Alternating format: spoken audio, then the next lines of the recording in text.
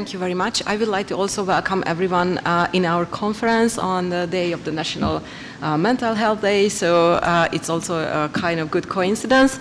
As we heard before from the technical part of the project, I try to focus on the professional or the scientific results of what we did in the last 1 year or 1.5 years. I am Zsuzsanna Varga, I am the academic leader of this project, and besides that I am also the leader of the well-being concept at the University of Pécs Medical School. And first of all, I would like to say many thanks to all of you who participated in the project, and also for the Dean of the Medical School, because he was the founder and the creator of the Potapillar strategy, and also its part, the well-being concept. So without that, we won't be here, I would say. In my presentation, I would like to give you a short overview of what we did from a professional point of view. So first of all, again, the title of the project was Promoting the Well-being Concept at Medical and Public Sector of the Visegrad region. So actually, what was our aim is to support the well-being of our students and also the teachers and the staff. The project was from May 2023, and it ends with this month, so in October. What we did. In my presentation, I would like to give you a short overview of the activities. First, just some words about the opening conference. Then based on the conference, I would like to show you the questionnaire, what we developed. And based on that, we made some intervention programs. So I would like to talk about the mentoring program, and then we trained mentors, and now we are here so at the closing conference. So let's see the details. So the kickoff first. We had the kickoff conference in June. We had 76 participants online. We have some presenters as plenaries, and also we had the opportunities to show our well-being concepts at the V4 region. And besides this presentation, we also had a roundtable discussion where we were able to discuss our good practices of the well-being projects in the higher educations. We also focused on the role and the power of well-being in the workplace and in a higher institution. And we also showed the difference between wellness and well-being. And as it's a part of the Visegrad Fund project, we also focused on the community activation as well. So it was an important topic, how to introduce well-being to public. Based on our discussions and meetings, we developed our questionnaire, an online questionnaire, which was open for the members of the medical schools from September the 10th in 2023 to the end of the year, so December 31st. It was an online questionnaire in English language, so it was open for medical students, teachers, and staff as well. The sample size which we reached actually was 1,703. We asked, of course, some demographic data in the questionnaire, and what we decided on the kickoff meeting is that we are going to focus on the mental well-being of our participants. That's the reason we decided to use 3 validated questionnaires in this issue. The first one was the Warwick-Edinburgh Mental Wellbeing Scale. This scale focuses on analyzing mental well-being. It has 14 items. The second one, which we decided to use, was the PHQ 15, so a Patient Health Questionnaire Somatic Symptom Scale, to focusing on the measuring physical symptom distress as well. And the last one was the brief cope, just to analyze the coping mechanisms of our participants, whether they belong to an adaptive or a maladaptive group, or how they can cope with struggles. Besides these validated questionnaires, of course, we were very curious about a lot of things, so we also put some questions regarding social support, life satisfaction, mental disorder, eating habits, sporting activities, physical health, and also perceived and exercise control over health. We have not too much time now, so I would like to just narrow our focus to our results coming from the student sample.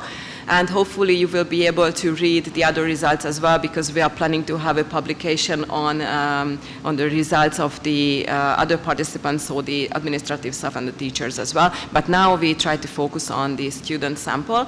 You can see here the characteristics of that sample. So we have altogether 1,507 participants from the students, and you can see where they are from in the diagram. 2.5 years is the mean average of the time spent in the institution. As I have told you, we used validated questionnaires, and one was the Warwick-Edinburgh Mental Wellbeing Scale, and it gave us the opportunity to categorize students into the levels of well-being based on the scale. And what we found is good news, I would say, because the majority of our students belong to the high well-being group, so more than half of the students. And then you can see that we have a moderate well-being group with low depressive symptoms. This is 17.2%. And 1/3 of our students belongs to a low well-being group. In this group, clinical depressive symptoms arise as well. Based on our results, we were able to perform cluster analysis as well, so put the students into subgroups, and let's see what we found. So in this slide, you can see our clusters. In the first cluster, we have almost half of the students, so 47.6% of the students comes to this first cluster. We call it a risk group. Their most important characteristics that they have got a moderate well-being score, moderate PHQ scores. They have minimal satisfaction, and you also can read the diagnosed mental disorder number, which is 7.5%. In the second cluster, which we call a stable group, or let's say a well-being group, we have 23.8% of the participants. They have higher well-being. Of course, they have got lower somatic symptoms, so the PHQ scores are lower, and they are highly satisfied. And the mental disorders percentage is also the lowest one. And the third determined cluster is the worst condition group. Unfortunately, they have got the lowest well-being scores, highest PHQ scores, and they have got a very low satisfaction, and the mental disorders number is also very high. Let's see in details what we have. You can see here the three clusters, as I have told you before, and what we can see here now in this slide is the diagnosed mental disorder percentage, the presence of in each group. You can see that in the stable group, this is 3.9, so it's not a high number, but as opposed to that, in the first condition group, you can see a highest number, so this is 18.9%. This slide shows the mental well-being, the means here. The stable group has the highest one, of course, and the worst condition group possesses the lowest data. Satisfaction. As I have told you that in the stable group, so the well-being group, who are quite well, so in the second cluster, we have a relatively high satisfaction rate, as opposed to the worst condition group, who are in a negative quarter. And the risk group has a minimal, let's say, near zero satisfaction scores. Somatization, so PHQ. We get that in the stable group, we have a 6.67, so they are the less somatized. In comparison, let's say, to the worst condition group, which is a relatively high score.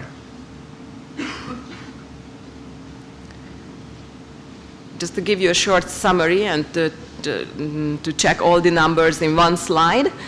So you can see here the clusters again, beginning with the risk group, the stable group, and the worst condition group. You can see here the sample sizes as well, and also the data what I have told you before. So in the first row, the percentages of the mental disorder presence. The second one is the Warwick-Edinburgh mental well-being scale scores, PHQ scores, and the scores of dissatisfaction.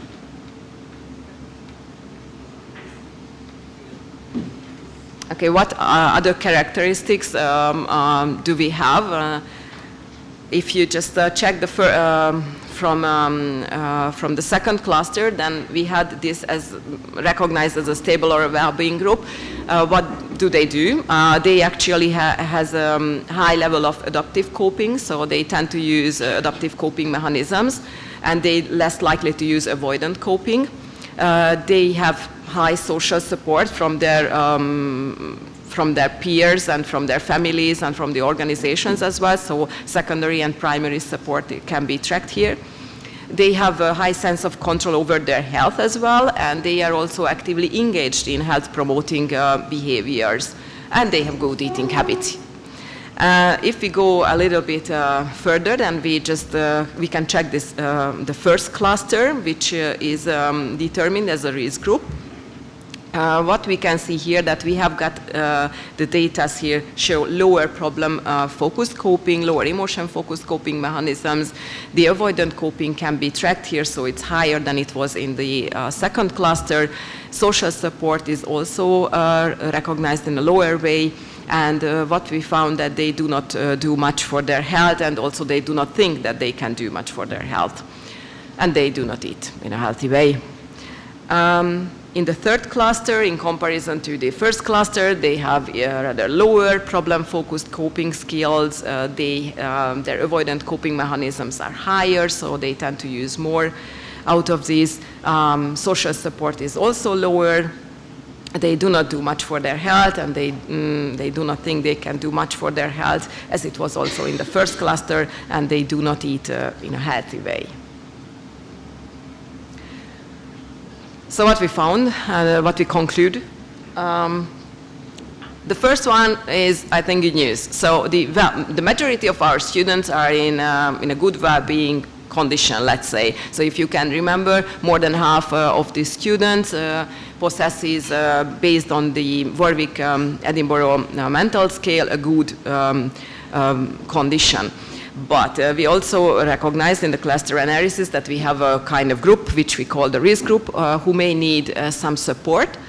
So it's a good news because we can then work on interventions. What we found is that appropriate coping and social support, peer support, healthy eating, and perceived control can contribute to a higher well-being. So maybe these are our intervention points.